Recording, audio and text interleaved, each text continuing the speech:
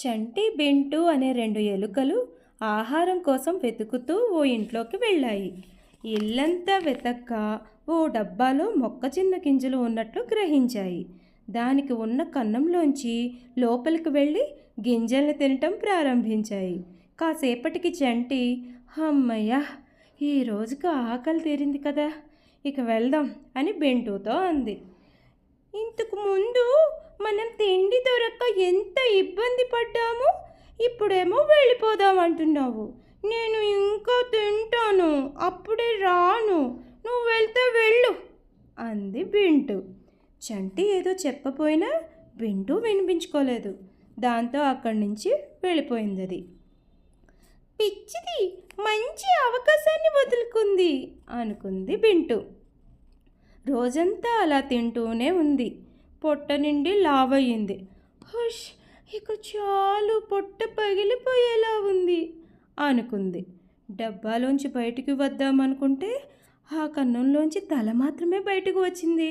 పోనీ దాన్ని పెద్దది చేద్దామంటే అది ఇనుప డబ్బా.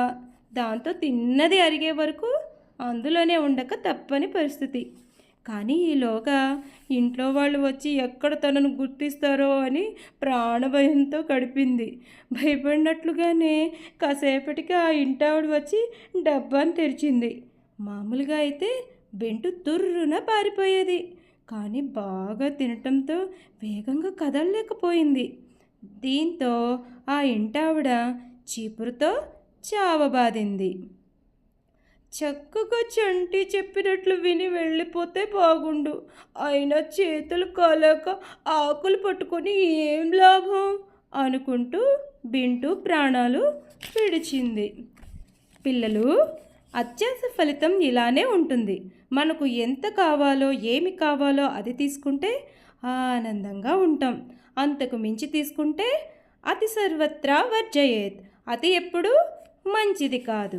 అత్యాశ, అతి కామం, అతి తిండి, అతి నిద్ర, అతి దానం వలన రావణుడు, కుంభకర్ణుడు, బలిచక్రవర్తి, దుర్యోధనుడు ఏమయ్యారో మనకు తెలుసు కదా. Like, share, subscribe. Okay, bye.